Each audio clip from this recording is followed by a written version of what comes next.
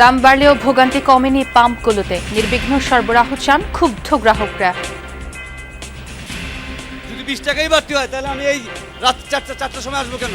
10টা বাজে মাইকিং করে বলতেছে কি 9টার দিকে বলতেছে যে 10টার পরে আর তেল দেওয়া হবে না, অথচ তেল ছিল এরা তেল দেয় নাই। বিশ্ববাজারের তুলনায় দেশে সামান্যই বেড়েছে জ্বালানির মূল্য, দাবি মন্ত্রীর। যাতে কিছু বেরিয়ে আমরা স্বনির্ভর থাকতে পারি সেই ব্যবস্থা করেছে। জ্বালানি পরিস্থিতি স্থিতিশীল রাখতে তৎপর সরকার, সংসদে দাবি ইকবাল হাসান মাহমুদের। জানালেন বিভিন্ন পদক্ষেপের কথা, আওয়ামী লীগ সরকারের সমালোচনা। বিভিন্ন দল থেকে এনসিপিতে যোগ দিলেন 47 জন। নতুন বাংলাদেশ বিনির্মাণে ঐক্যবদ্ধ হচ্ছেন, জানালেন নেতাকর্মীরা। হামের উপসর্গে আরও 3 শিশু মৃত্যু, শয্যা সংকটে ওয়ার্ডের বাইরে রেখে চিকিৎসায় বাড়ছে সংক্রমণ ঝুঁকি। কাল থেকে সারা দেশে হাম রুবেলা টিকাদান।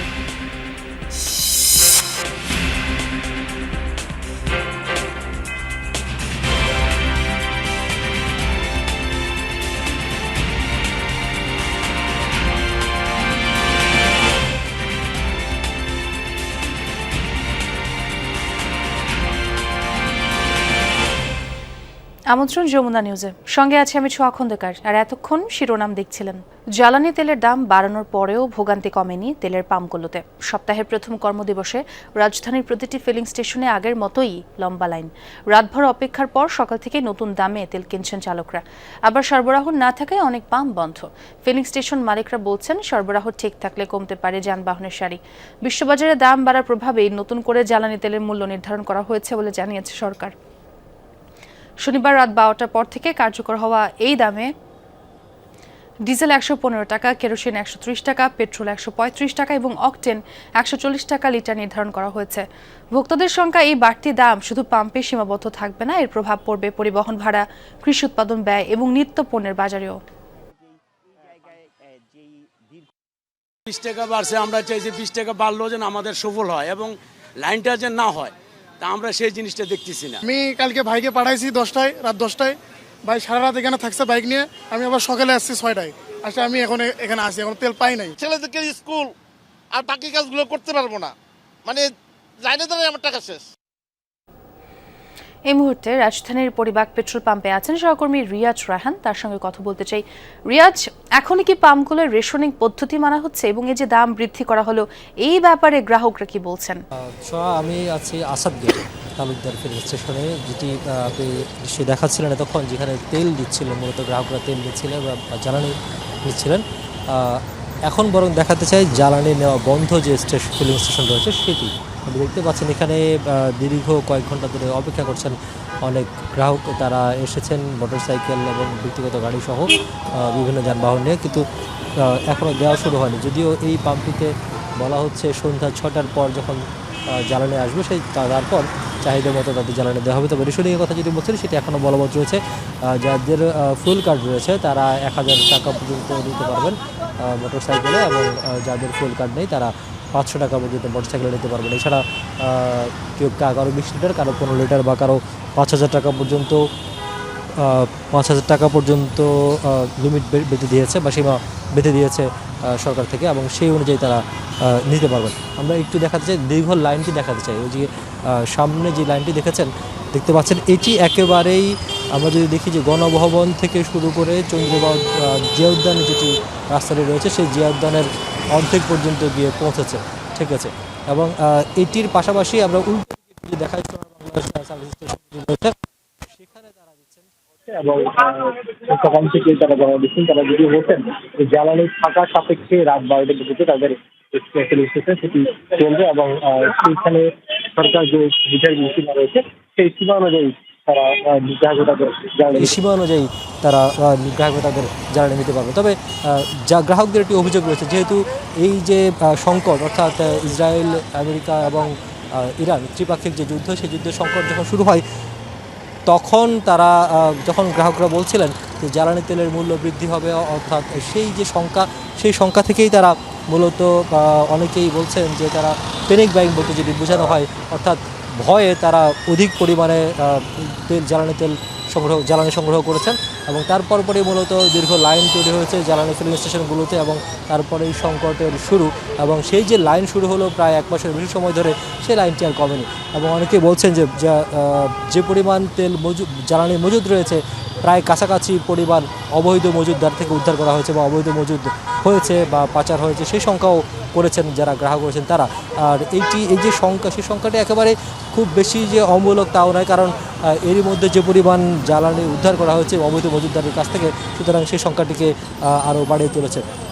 তাই গ্রাহকরা বলছেন যে এখন যদি যেই জ্বালানি তেলের মূল্য বৃদ্ধি করা হয়েছে সেই মূল্য বৃদ্ধির ফলে যদি অন্তত তাদের ভোগান্তিটা কমানো যায় তাহলে এই মূল্য বৃদ্ধিটা আসলে খুব একটা গায়ে লাগবে না, যেহেতু বিশ্ববাজারে জ্বালানিতে মূল্য বেড়েছে সেই বিশ্ববাজারের সাথে সমন্বয় রেখে যদি বাড়ানো জ্বালানির যে মূল্য সেটির সঙ্গে যদি ভোগান্তিটা কমানো যায় তাহলে আর খুব বেশি সমস্যা হওয়ার কথা নয়।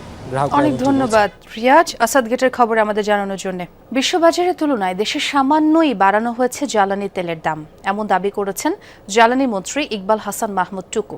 বলেন, বাজার নিয়ন্ত্রণে এখনো ভর্তুকি দিচ্ছে সরকার। দুপুরে সচিবালয়ে সাংবাদিকদের এক প্রশ্নের জবাবে তিনি বলেন, সারা বিশ্বেই জ্বালানি তেলের দাম সমন্বয় করা হয়েছে, যেই দামে তেল আমদানি করা হচ্ছে তার চেয়ে দাম অনেকটা কমই বাড়ানো হয়েছে বলেও জানান বিদ্যুৎ ও জ্বালানি মন্ত্রী।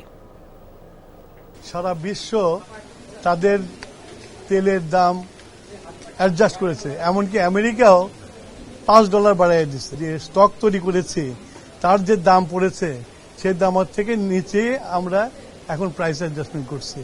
এটা করতে বাধ্য হয়েছি আমরা, কেননা এটা বৈদেশিক মুদ্রাতে কিনতে হয় এবং সেটা যাতে কিছু বেরিয়ে আমরা স্বর্ণীয় লেভেলে থাকতে পারি সেই ব্যবস্থা করেছে। ভর্তুকি এখনো আছে। ইফ ইউ ওয়ান্ট অ্যাকুরেট হিসাব তাহলে আমার মন্ত্রণালয়ে যে বসে ওখান থেকে হিসাব নিয়ে নাও। জ্বালানি দাম বৃদ্ধির সাথে IMF এর শর্তে সংশ্লিষ্টতা নেই বলেও জানিয়েছেন অর্থমন্ত্রী আমির খুসরো মাহমুদ চৌধুরী। তিনি বলেন, সারা বিশ্বে যুদ্ধ পরিস্থিতির কারণে তেলের দাম বেড়েছে, অন্য দেশে দ্বিগুণ বাড়ালেও আমাদের দেশে তেলের দাম সামান্যই বাড়ানো হয়েছে। দুপুরে সচিবালয়ে সাংবাদিকদের ব্রিফ করেন অর্থমন্ত্রী। বলেন, জনগণ ও ব্যবসায়ীদের উপর চাপ পড়ে এমন কোনো সিদ্ধান্ত সরকার নেবে না। IMF সাথে আরও 1 মাসও আলোচনা হতে পারে। জ্বালানির দাম বৃদ্ধির সাথে IMF এর শর্তে সংশ্লিষ্টতা নেই বলেও জানান তিনি। বলেন, সারা বিশ্বে যুদ্ধ পরিস্থিতির কারণে তেলের দাম বেড়েছে, অন্য দেশে দ্বিগুণ বাড়ালেও আমাদের দেশে তেলের দাম সামান্যই বাড়ানো হয়েছে। সবাই সহযোগিতা করতে চাই বলে তো আলোচনাটা চলছে। সবাই বাংলাদেশে আসছে, আরো সবাই আসবে, ওয়ার্ল্ড ব্যাংকের প্রেসিডেন্টও আসবে, ADB এর প্রেসিডেন্টও আসবে, সবাই ডেলিগেশন আসবে। সবাই বাংলাদেশকে সহায়তা করতে উৎসাহী এবং তারাও বাংলাদেশকে সহযোগী হিসেবে পার্টনারশিপের মাধ্যমে কাজ করতে। বেশি মূল্যে জ্বালানি তেল বিক্রি, অবৈধ মজুত ও পাচার রোধে সারা দেশে মোবাইল কোর্ট পরিচালনা সহ ভিজিলেন্স টিম কাজ করছে বলে সংসদকে জানিয়েছেন বিদ্যুৎ, জ্বালানি ও খনিজ সম্পদ মন্ত্রী ইকবাল হাসান মাহমুদ টুকু। ডিপো থেকে ফিলিং স্টেশন পর্যন্ত তেল পরিবহনে পুলিশ এসকর্ট দেওয়ার বিষয়ে স্বরাষ্ট্র মন্ত্রণালয়কে অনুরোধ জানানো হয়েছে বলে জানান তিনি।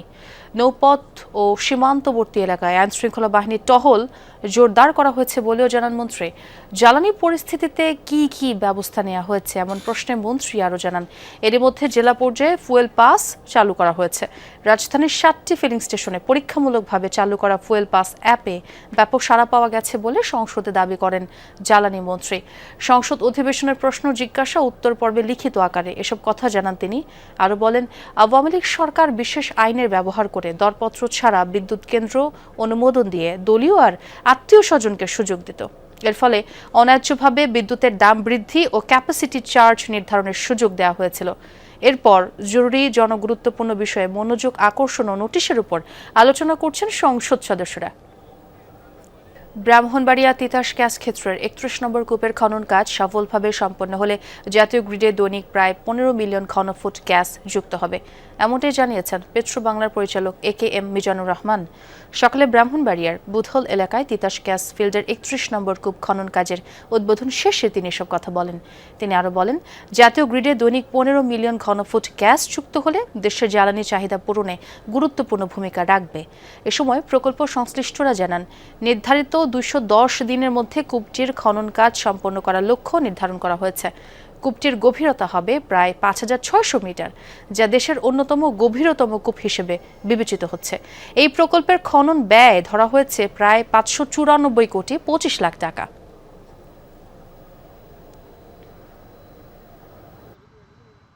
যে মধ্যপ্রাচ্যে যে যুদ্ধ চলছে সেই যুদ্ধের প্রেক্ষাপটে দেশীয় গ্যাস এবং তেলের যে গুরুত্ব সেটা আমাদেরকে নতুন করে আবার অনুধাবন করতে বাধ্য করছে। সুতরাং এরকম একটি মুহূর্তে আমরা যদি এর সফল অনুসন্ধান শেষে আমরা যদি এই গ্যাসটা জাতীয় গ্রিডে যুক্ত করতে পারি, আমি মনে করি এটা আমাদের জ্বালানি নিরাপত্তা নিশ্চিতকরণের ক্ষেত্রে একটা গুরুত্বপূর্ণ ভূমিকা রাখবে। সোমবার 36টি সংরক্ষিত নারী আসনের জন্য মনোনয়ন প্রাপ্তদের তালিকা ঘোষণা করবে বিএনপি। এর আগে ভোর 3:45 পর্যন্ত সম্ভাব্য প্রার্থীদের সাক্ষাৎকার নেন প্রধানমন্ত্রী ও বিএনপি চেয়ারম্যান তারেক রহমান। এর মধ্য দিয়ে শেষ হয় ঢাকা, চট্টগ্রাম, সিলেট, কুমিল্লা ও ময়মনসিংহ বিভাগের প্রার্থীদের সাক্ষাৎকার। রাজধানীর গুলশান কার্যালয়ে হয় এই সাক্ষাৎকার। প্রধানমন্ত্রী তারেক রহমান ছাড়াও স্থায়ী কমিটির সদস্যরা উপস্থিত ছিলেন। সাক্ষাৎকার শেষে বিএনপির স্থায়ী কমিটির সদস্য গয়েশ্বর চন্দ্র বলেন, 900 মনোনয়ন প্রত্যাশীর মধ্য থেকে যোগ্যদের বাছাই করা বড় চ্যালেঞ্জ। এ সময় বিএনপির স্থায়ী কমিটির সদস্য ডক্টর খন্দকার মোশাররফ হোসেন বলেন, বিএনপি গণতন্ত্রে বিশ্বাসী। মনোনয়ন দেওয়ার ব্যাপারেও পূর্ণাঙ্গ গণতান্ত্রিক প্রক্রিয়া ব্যবহার করেছে দলটি। প্রার্থীরা জানান, যোগ্যদের মনোনয়ন দেয়া হলে দলীয় সিদ্ধান্ত মেনে নেবেন তারা। তবে বিতর্কিত কিংবা 5 আগস্টের পর বিএনপিতে যোগ দেওয়া ব্যক্তিদের মনোনয়ন না দেওয়ার আহ্বান জানানো হয়। সবার কথা শুনলাম, এখন 900-র মধ্যে 35 করতেই হতো, বিরাট কাজ। আমরা গণতন্ত্রে বিশ্বাসী। নমিনেশন বিষয়েও আমরা পূর্ণাঙ্গ গণতান্ত্রিক প্রক্রিয়া ব্যবহার করে আমরা মনোনয়ন ঠিক করতেছি।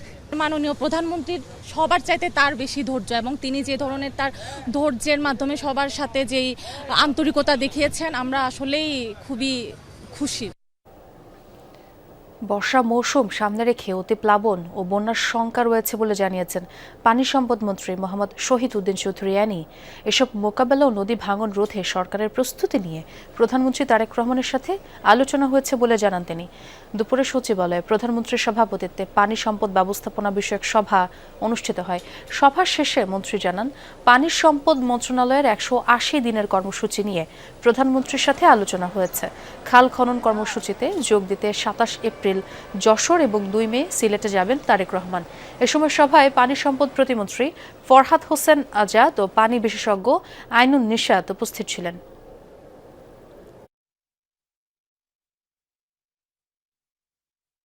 সামনে বর্ষা আসতেছে, অতি প্লাবন হতে পারে, বন্যা হতে পারে। আগাম আমাদের কি কি কাজগুলো করা দরকার সেই ব্যাপারে আমরা সর্বোচ্চ চিন্তা ভাবনা করে রেখেছি। 27 তারিখ যশোরে খাল খনন কর্মসূচি তিনি উদ্বোধন করবেন এবং 2 মে সিলেটে খাল খনন কর্মসূচি উদ্বোধন করবেন। এছাড়াও আমাদের সারা দেশব্যাপী এই কর্মসূচি অব্যাহত রয়েছে। 2 দশক পর পৈতৃক ভিটায় যাচ্ছেন প্রধানমন্ত্রী তারেক রহমান। সরকার প্রধান হওয়ার পর সোমবার নিজ জেলা বগুড়া সফরে যাচ্ছেন তিনি। সফরকালে বগুড়াকে দেশের 13তম সিটি কর্পোরেশন হিসেবে ঘোষণা করবেন। থাকবে আরও বেশ কিছু রাষ্ট্রীয় কর্মসূচিও। একদিনের সফরের শেষের দিকে শহরের আলফাতুন্নেসা খেলার মাঠে আয়োজিত জনসভায় অংশ নেবেন প্রধানমন্ত্রী। এছাড়া আদালতে অনলাইন জামিন নামার কার্যক্রম উদ্বোধন সহ বেশ কিছু উন্নয়ন কার্যক্রম উদ্বোধন করবেন তিনি। বাগবাড়িতে আয়োজিত ফ্যামিলি কার্ড বিতরণ অনুষ্ঠানেও যোগ দেবেন প্রধানমন্ত্রী তারেক রহমান। জেলাবাসীর প্রত্যাশা, গেল 2 দশক বঞ্চিত থাকা এলাকাকে দেশের উন্নয়নের মূল স্রোতে নেওয়া হোক। দীর্ঘদিনের প্রত্যাশা, বাংলাদেশের সর্ববৃহৎ পৌরসভা যে সিটি কর্পোরেশন, সেটি তিনি শুভ উদ্বোধন ঘোষণা করবেন। বগুড়ার আপনার প্রেস ক্লাব শুভ উদ্বোধন করবেন। বগুড়ার তারই নির্মিত বাইতুর রহমান সেন্ট্রাল মসজিদ পুনর্নির্মাণ শুরু করবেন। জ্বালানি তেলের সংকট নিয়ে সরকার নাটক করছে বলে মন্তব্য করেছেন এনসিপির আহ্বায়ক মোহাম্মদ নাহিদ ইসলাম। কৃত্রিম সংকট তৈরি করে মানুষের ভোগান্তি করে তেলের দাম বৃদ্ধি করা হয়েছে বলেও মন্তব্য করেন তিনি। দুপুরে রাজধানীর বাংলা মোটরে দলটির কেন্দ্রীয় কার্যালয়ে এক সংবাদ সম্মেলনে এই কথা বলেন তিনি। নাহিদ ইসলাম বলেন, সিন্ডিকেটদের অংশ হয়েছে সরকার। সরকারের স্বচ্ছতার অভাবও রয়েছে বলে জানান তিনি। এদিকে এবি পার্টি, বৈষম্য বিরোধী ছাত্র আন্দোলন, ওয়াব বাংলাদেশ থেকে প্রায় 47 জন নেতাকর্মী এনসিপিতে যুক্ত হয়েছে। তাদের স্বাগত জানিয়ে নাহিদ বলেন, জুলাইয়ে যারা একত্রিত ছিল সাংগঠনিকভাবে নতুন বাংলাদেশ বিনির্মাণে ঐক্যবদ্ধ হচ্ছে তারা। তরুণদের শক্তিকে শক্তিশালী করা ছাড়া বাংলাদেশে এখন আর কোনো বিকল্প নেই বলেও মন্তব্য করেন তিনি। আরও জানান, ছাত্রলীগ, ছাত্রদল, শিবির কিংবা যে দলই করুক না কেন, যারা নতুন বাংলাদেশে বিশ্বাসী তারা সকলে এনসিপিতে যোগ দিতে পারবেন।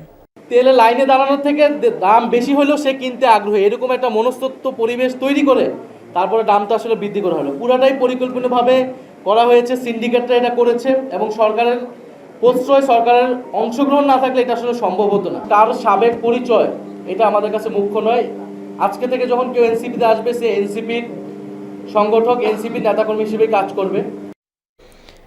জুলাই আন্দোলনে নারায়ণগঞ্জে 10 জনকে হত্যাসহ মানবতা বিরোধী অপরাধ মামলায় সাবেক সংসদ সদস্য শামীম ওসমান সহ 12 জনের বিরুদ্ধে প্রসিকিউশনের অভিযোগ গঠনের শুনানি শেষ। রোববার আন্তর্জাতিক অপরাধ ট্রাইব্যুনাল 1-এ এই শুনানি হয়। এ সময় রাষ্ট্রপক্ষ ট্রাইব্যুনালে আসামিদের বিরুদ্ধে অভিযোগ তুলে ধরে বিচার শুরুর আবেদন জানান। এই মামলায় আসামি পক্ষের শুনানি 23 এপ্রিল নির্ধারণ করেছেন ট্রাইব্যুনাল। প্রসিকিউশনের অভিযোগে বলা হয়েছে 2024 সালের 19 ও 21 জুলাই এবং 5 আগস্ট নারায়ণগঞ্জের ফতুল্লা ও সাইনবোর্ড এলাকায় 10 জনকে হত্যা করা হয়। এই মামলার প্রধান আসামি নারায়ণগঞ্জ 4 আসনের সাবেক সংসদ সদস্য শামীম ওসমান।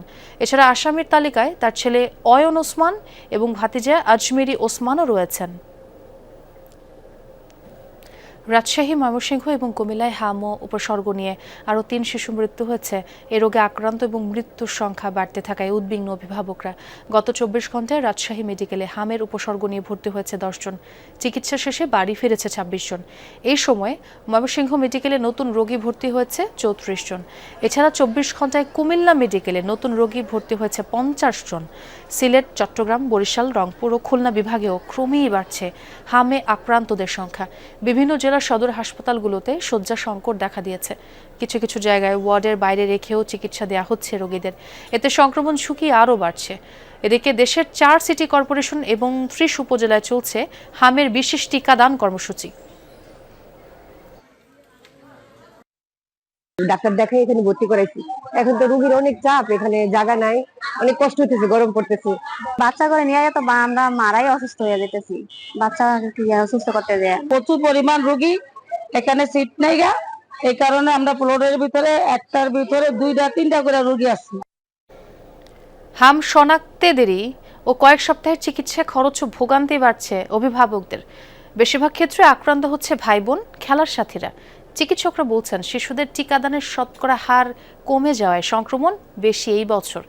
অপুষ্টি ও মাতৃস্বাস্থ্যহীনতাও গভীর করেছে সংকট। 4 সপ্তাহের বেশি সময় ধরে দেশজুড়ে হাম প্রাদুর্ভাব। হাসপাতালগুলোতে এখনও নতুন রোগী ভর্তি বাড়ছে। আক্রান্ত শিশুদের থেকে দ্রুত ছড়াচ্ছে ভাইরাস। আক্রান্ত হচ্ছে ভাই বোন, খেলার সাথীরা। ওরে নিয়ে আসতাম যাইতাম, হঠাৎ করে জ্বর চলে আসছে।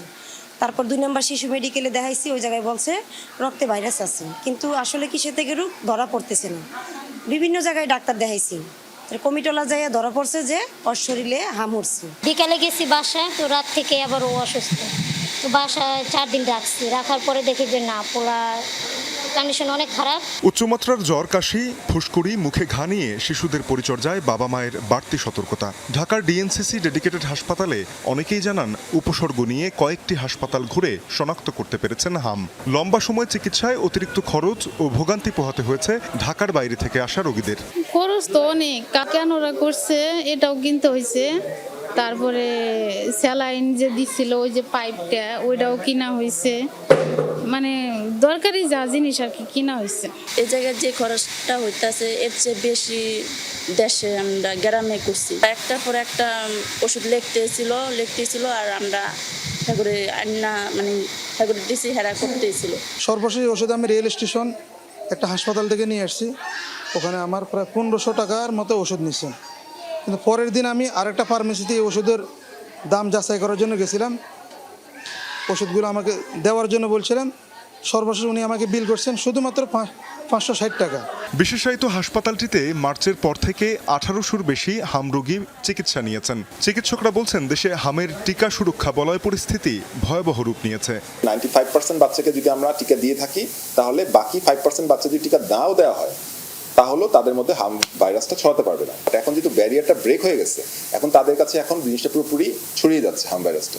এবং ফলে দেখা যাচ্ছে আগে যেটা পকেট হয়তো প্রতি বছর আমরা কিছু কিছু হামের রোগী পেতাম, হয়তো মাঝখানে 1-2জন হামের রোগী পাচ্ছি, বাট এই পকেটগুলোকেই এখন পুরোপুরি বেড়ে একটা বড় একটা মানে আউটব্রেকের মতো চলে গেছে। তবে সারা দেশে একযোগে টিকা কার্যক্রম চললে সপ্তাহ ব্যবধানে সংক্রমণ কমে আসবে আশা চিকিৎসকদের। তানজিম শাফিন, যমুনা নিউজ, ঢাকা। দ্রুত নিয়োগের দাবিতে মানববন্ধন করেছেন 18তম শিক্ষক নিবন্ধনে চূড়ান্তভাবে উত্তীর্ণ ও গণবিজ্ঞপ্তিতে সুপারিশ বঞ্চিত প্রার্থীরা। সকালে রাজধানীর শাহবাগ জাতীয় জাদুঘরের সামনে আয়োজিত কর্মসূচিতে এই দাবি জানান তারা। বলেন, প্রায় 19 লাখ পরীক্ষার্থীর মধ্যে কঠিন প্রতিযোগিতা পেরিয়ে উত্তীর্ণ হলেও প্রায় 6,000 প্রার্থী এখনও নিয়োগ পাননি। তাদের অভিযোগ, পর্যাপ্ত শূন্যপদ যুক্ত না করায় এই বঞ্চনা তৈরি হয়েছে। মানববন্ধন থেকে দাবি জানানো হয় শূন্যপদ বৃদ্ধি করে সরাসরি সুপারিশ বা নতুন গণবিজ্ঞপ্তির মাধ্যমে দ্রুত নিয়োগ দিতে হবে। পাশাপাশি নতুন নিয়োগ পদ্ধতি চালুর আগে বর্তমান উত্তীর্ণদের অগ্রাধিকার দেওয়ার আহ্বান জানান তারা।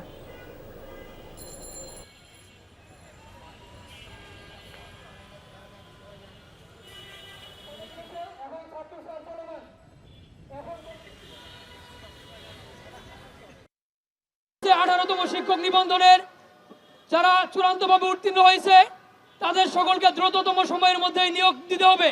19তম সার্কুলারের আগেই যাতে আমাদের একছত্রভাবে 6,000 সম্পূর্ণ নিয়োগ প্রদান করে। হজযাত্রার দ্বিতীয় দিনেও 14টি ফ্লাইটে সৌদি আরব যাবেন 5,756 জন হজযাত্রী। এর মধ্যে অনেকেই ঢাকা ছেড়েছেন।